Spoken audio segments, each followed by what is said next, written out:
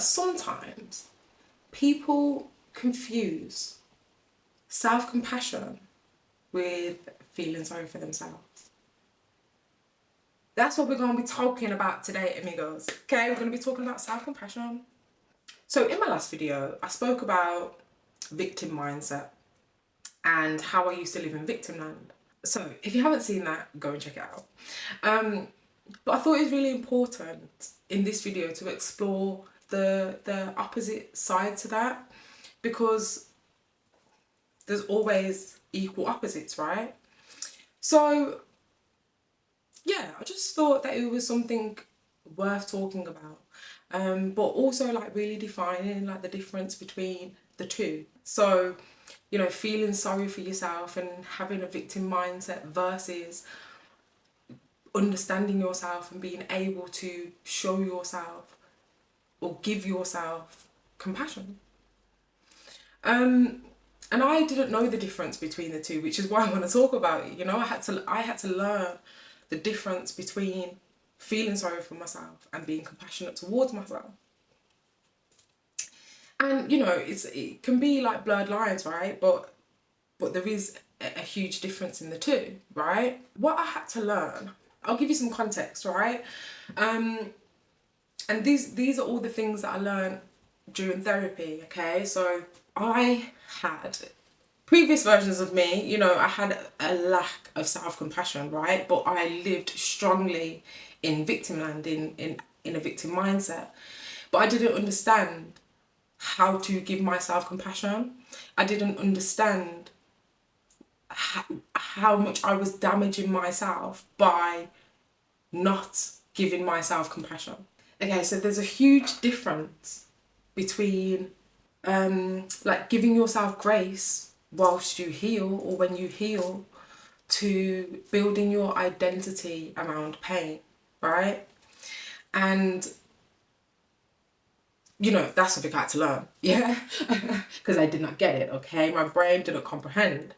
And this is why I think it's so important to have this conversation alongside my last segment, because there is a difference between living with a victim mentality and, you know, taking accountability for your life. And there's also a huge difference between victim mindset and self-compassion. Self-compassion says, I'm hurting right now and I deserve patience while I heal. Feeling sorry for yourself says, this is who I am now and nothing will ever change, right? And I do think that some people confuse the two, because I did. So I know that some people confuse the two. And so the thing is, right, like, I had to learn, right, like, how do I hold myself accountable without abandoning, like, having compassion for myself? Like, okay, so think about it like this, like, at what point does honouring your pain become building your identity around it? Like, can both things be true? Can you be hurting but still have power? You know, like, these are all the things that like I had to work through, right? The questions that like would come through my mind and ask myself. And something that I realised was holding compassion for myself didn't mean that I was wallowing in my sorrow.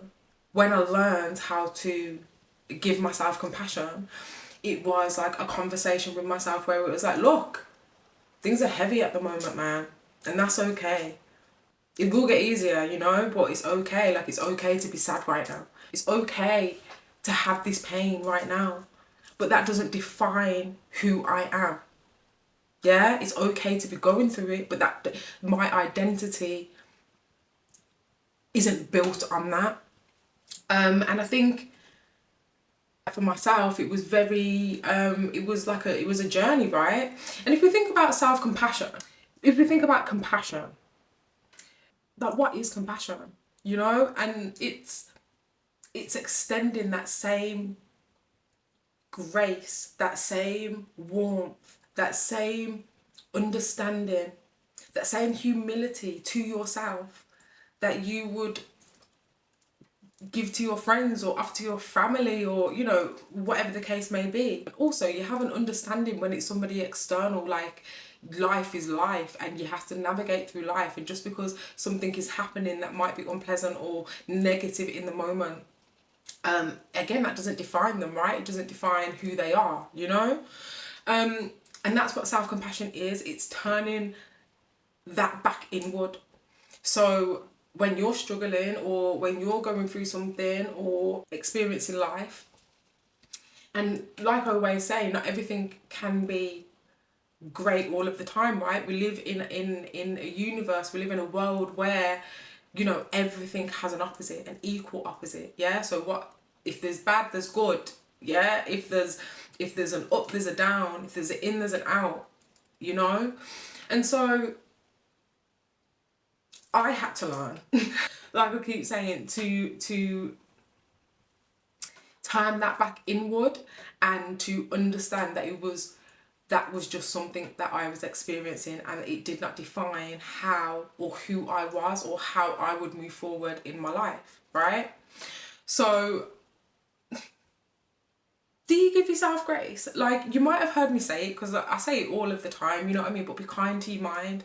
And that's what self-compassion is all about. Like, yes, you might be going through it right now. Yes, things might be hard right now. Yes, maybe you could have did that, or you should have did that, could have, would have, should have. Do you know what I mean? Like, we all have hindsight, and hindsight's 20/20, right? If we, with hindsight, if we knew now what we didn't know then, we would have made different decisions. But you can only do the best that you can do in the time that you're in, with the information and the knowledge and the lived experiences that you have, right?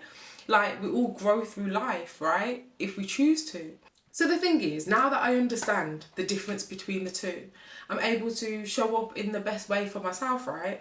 I'm able to offer myself compassion in the times when I need it, yeah? But I know how to be compassionate towards myself, but also hold myself accountable. Because the thing is, with self-compassion, it's going to allow you to also keep propelling forward.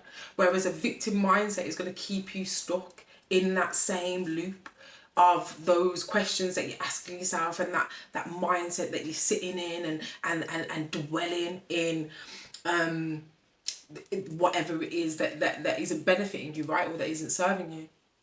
Whereas self-compassion, that's going to enable you to keep propelling forward and keep moving. Yeah, it's not going to keep you stuck. It's going to make you aware, oh, okay, this is what it is, but it's not going to stop me. Like, I just need to be kinder to myself, or just need to give myself a little hug. You know what I'm saying? So just think about it, man, and just, what I would say to you is just challenge yourself this week, right? And just pay attention again to, you know, how you're thinking about things, and your mindset when it comes to how you're navigating in life. And are you kind to your mind? Or are you harsh to yourself? Like, do you speak negatively to yourself, or do you speak kindly to yourself? Because understanding and learning how to exercise self-compassion for yourself is going to benefit you far more than being stuck and living in a victim mindset, right? Like, this is all about self, right? It's a self work. It's the law of oneness, being at one with yourself, being whole within yourself, understanding yourself.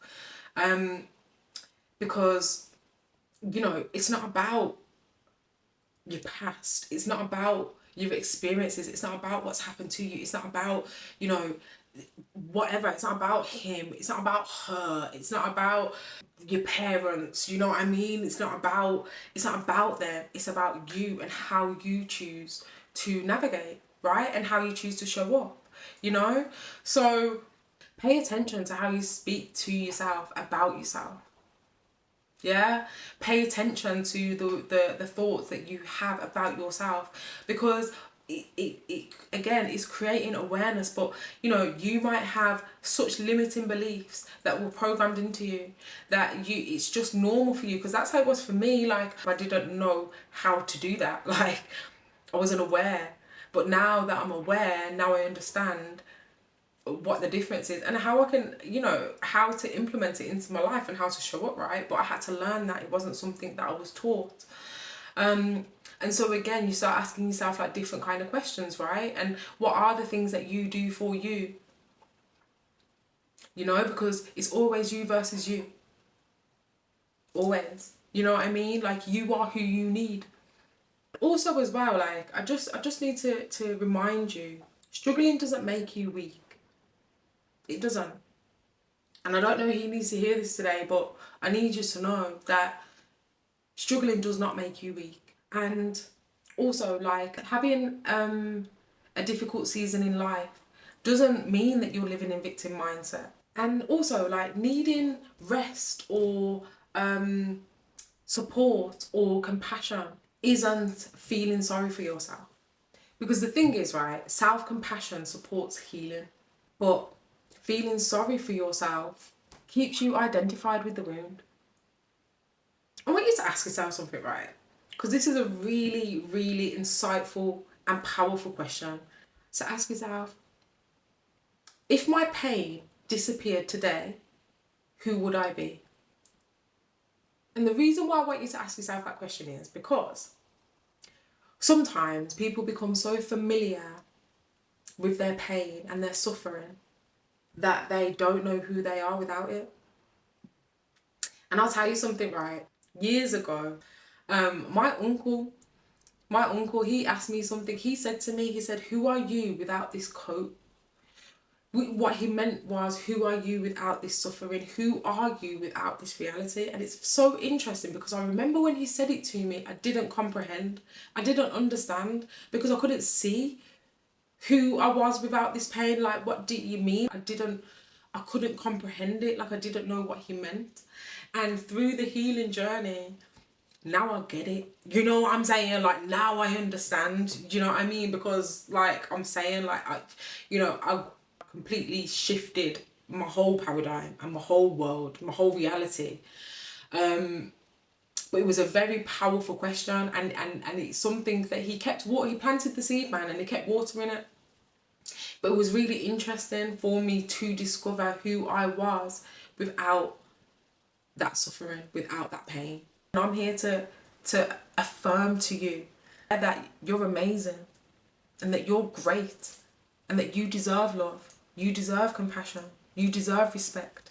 You deserve to feel seen. You deserve to feel heard. You deserve to feel respected and honoured and valued. But you have to give that to yourself first. You know? So yeah, I just thought it was important to speak about this, man. I really thought that it was important to speak about. You know me, I like to define things, right? I like to I like to give things a definition, you know what I mean? Because it's important. It's so important. So yeah, man, I just don't want you to neglect yourself, yeah? And I just want you to honour yourself because you're just such a beautiful soul, you know?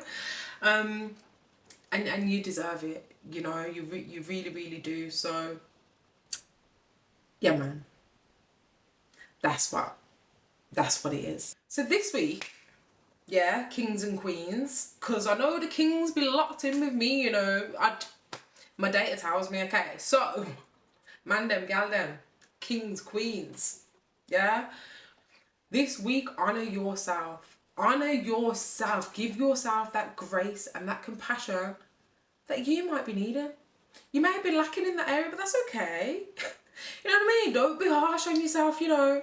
Tell yourself, you know what? I didn't even have that awareness. I didn't even know that. But now I know. So when you know better, you can do better, right? But yeah, amigos, that is it from me today. Okay? Have an amazing week. Cheeky Chai will be out on Wednesday, do you know what I'm saying? So we'll be, you know, diving into a little bit more of my personal life. I know you love those. I hope you have an amazing week. That's what I have to say to you. Have an amazing week. Like, good vibes on the way, of course, from me to you. But lean in. Lean into you. Trust you. You're all you need.